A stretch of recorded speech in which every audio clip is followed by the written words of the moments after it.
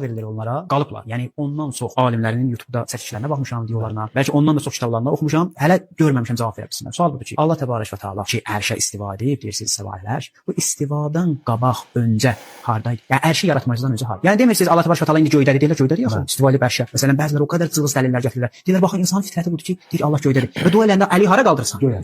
Deməli göydədir. İstivalər sual verirlər çoxlarına ya ki, istiva alələr ki, deyirsən ərşi yaratdı və istiva edir. Ərş məxluqdur da. Yaratmazdan öncə Allah harda? Deyirsiniz ki, ərşi istiva edir. Hardaydı? Bu sualı soruşmalısınız. Hamısının cavabı budur ki, bu sualı soruşmalısınız. Bismillahirrahmanirrahim. Hamdulillahi Rabbil alemin. Və salatu və selamu alə imamil mursalin. Və alə alihi və ashabihi əcməin.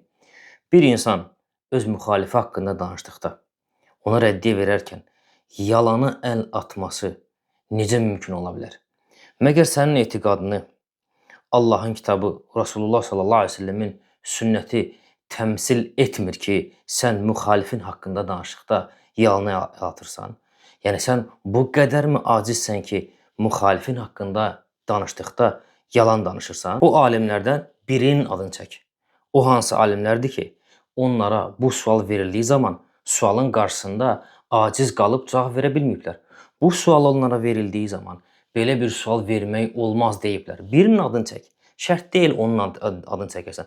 Bir dənəsinin adını çək. O 10 dənə oxuduğun kitabların hamısının adını çəkməyə ehtiyac yoxdur. Bir dənə müəllifin adını qeyd et ki, bu sualı öz kitabında, öz təlif etdiyi kitabda çözə bilməyib və bu sualın cavabını verə bilməyib. Bir kitabı adını qeyd elə və bir elm əhlinin adını qeyd elə. Mən bir əhl-i sünnət və sələf mənsubu olaraq nə aliməm, nə də şeyxəm. Lakin bu sualın cavabını olduqca asan şəkildə cavab verə bilərəm. Hələ o ki qalmışdı bizim alimlərimiz. Bu suala 5 yöndən cavab verəcəyik. Birincisi, bu sualın bizə yönlənilməsi məntiqsizdir və uyğunsuzdur. Nəyə görə? Çünki bu sual o adama yönləndirilər ki, Allah ərşə ehtiyac duyur.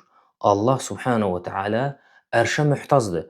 O insana deyilər ki, elə isə Allah subhanahu wa ta'ala ərşə istiva etməsinə ehtiyacı varsa, onda ərşi, səmaları və bu kainatı yaratmamışdan qabaq onda Allah subhanahu wa ta'ala haradaydı?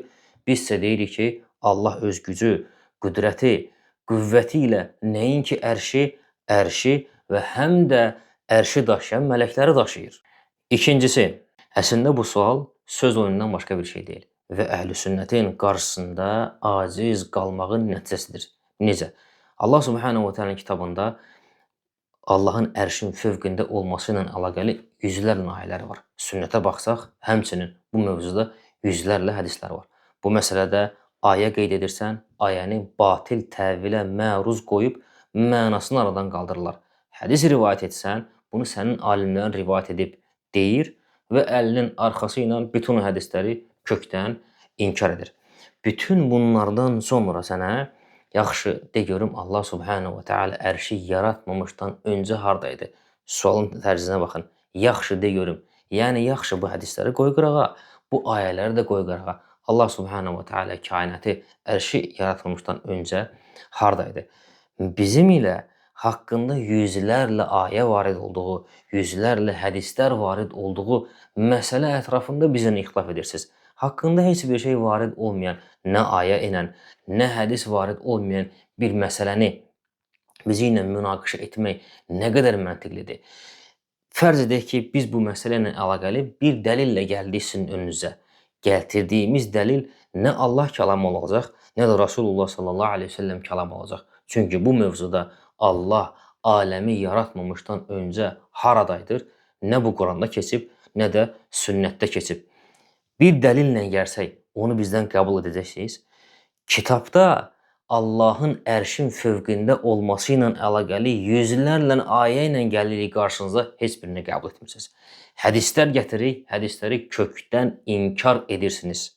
Bundan sonra belə bir sual bizə verməyimiz, bu açıq aydın sizin söz oyununuzdur və əhl-i hədisin qarşısında aciz qalmağınızın nəticəsidir. Çünki əhl-i hədis, əhl-i sünnət açıq aydın, möhkəm dəlillərlə gəlir, Allah kəlamı ilə gəlir və Rasulullah sallallahu aleyhi ve sellemin kəlamı ilə gəlir. Üçüncüsü, mən həqiqətən də bu mollanın məntiq və IQ səviyyəsi qarşısında şokdayam. İnsan efirə çıxıb pafoslu danışmamışdan öncə bir araşdırar. Məgər bu sualı ilk bizə verən sənsən? Biraz araşdırsaydın, görərdin ki, bu sual ilk dəfə bizə 12 əsr bundan qabaq, yəni Hicrətin 200-ci ilində artıq verilmişdi və bu günə kimi də artıq 14-15 əsrdir ki, verilərək gəlir. Yəni həqiqətən də sən və sənin əmsəlində, mislində olan insanlar düşünürlər ki, biz bu sualın cavabını bilmirik. Buna baxmayaraq ki, əsrlərdir bu sual artıq bizə verilə gəlir. Dördüncüsü, madam bu suala cavab istəyirsən, o zaman diqqətlə qulaq as, sənin sualı cavablandırırıq. İlk öncə bilmək lazımdır ki, heç bir bəşər Allah Subhanahu və Teala'nın ərşi, aləmi, kainatı, səmaları, yerləri və göyləri yaratmamışdan öncə harda olmasını bilməklə qətiyyən mükəlləf deyil. Nə ins, nə cins, heç biri bundan mükəlləf deyil. Lakin buna baxmayaraq, bu sualın cavabı sünnədə varid olmuşdur. Sən və sənin mislində olanlar bu sualın cavabını eşitdikdə necə də məntiqsiz bir məsələ ətrafında danışdığınıza şahid olacaqsınız. Deməli, İmam Buxari rahimehullah Teala İmran ibn Hüseyn radiyallahu anhudan öz səhih əsərində bir hədis rivayət edir. Hədisin də nömrəsi 7418-ci hədisdir. Hədisdə Peyğəmbər sallallahu əleyhi və səlləm buyurur ki: "Kanallahu və lam yekun şey'un qablahu." Allah var idi, Allahdan qabaq heç nə yox idi. Digər bir ləfzdə isə "Kanallah və lam yekun şey'un ma'hu." Allah var idi, Allahla yanaşı heç bir şey yox idi. "Və kana arshu alal ma." Onun ərşi suyun üzərində idi. "Thumma xalaqas semawati vel ard." Sonra yerləri və göyləri yaratdı. "Və kataba fi zikri kulli şey." Və kitabda da hər bir şeyin qədərini yazdı. Bu hədisə fikir verin. Hədisdə ən mühüm məqam hədisin bu ifadəsindədir. Kanallah və lam yakun şey'un qablahu. Allah var idi, ondan qabaq heç nə yox idi. Digər bir ləfzdə isə Kanallah və lam yakun şey'un ma'hu. Allah var idi, onunla yanaşı heç bir şey yox idi. Əgər Allah Subhanahu və Teala kainatı yaratmamışdan öncə yerləri, göyləri və xüsusən də ki, ərşi yaratmamışdan öncə harda olduğunu bilmək, nə etdiyini bilmək zəruri olsaydı, Peyğəmbər sallallahu əleyhi və səlləm bu haqqda xəbər verəydi. Hədisə fikir verin. Kanallah və lam yakun şey'un qablahu. Allah var idi, Allahdan qabaq heç bir şey yox idi. Və yaxud Allahla yanaşı heç bir şey yox idi. Zəruri olsaydı bunu bilmək ki, Allah ərşi yaratmamışdan öncə hardaydı, nə edirdi, necə idi, Peyğəmbər sallallahu əleyhi və səlləm bu hədisdə bunu xəbər verərdi. Peyğəmbər sallallahu əleyhi və səlləm sadəcə və sadəcə bu ifadə ilə kifayətləndi. Allah var idi, ona yanaşı heç bir şey yox idi. Allah Subhanahu və Teala var idi, ondan qabaq heç bir şey yox idi. Zəruri olsaydı Peyğəmbər bu haqqda xəbər verərdi. Bilinməsi vacib olsaydı, ins və cinsin, mükəlləflərin bunu bilməsi vacib olsaydı, Peyğəmbər sallallahu əleyhi və səlləm bu haqqda xəbər verərdi. Necə ki, Allah və Rasulu bu haqqda xəbər verib. Necə ki, bilinməsi zəruri olduğu üçün ki, Allah ərşin fövqündədir, Allah bu barədə kitabda xəbər verib. Bunun bilinməsi zəruri olduğu üçün, imanı bir məsələ olduğu üçün bilinməsi Peyğəmbər sallallahu əleyhi və səlləm bu haqqda yüzlərlə hədis söyləmiş ki, Allah ərşin fövqündədir və kitabda da uca Allahın ərşin fövqündə olması ilə yüzlərlə ayələr varid olur. Bu hədis onu göstərdi ki, bu sual məntiqsiz bir sualdır. Bu sual söz oyunundan başqa bir şey deyil və bu sual nəticəsi hardan yaranıb, mənşəyi hardandır?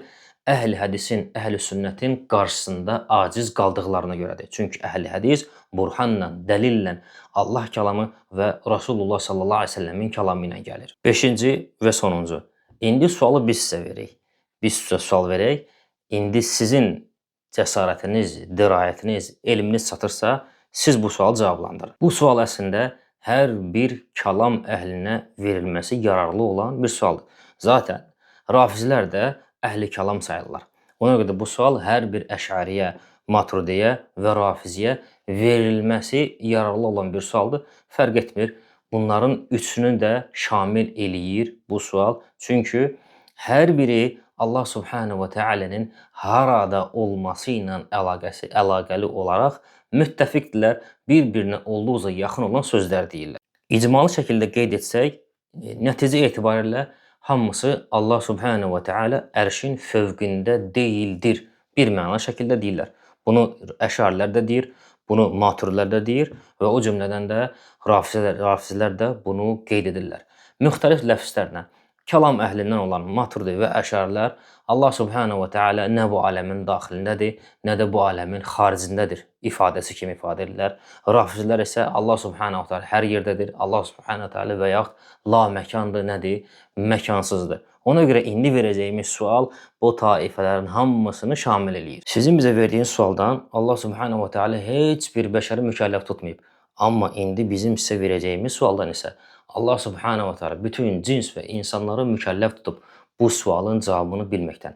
Madam etiqad edirsiniz ki, Allah Subhanahu və Taala ərşin fövqündə deyildir və ərşin fövqündə ibadət olunan bir məbud yoxdur.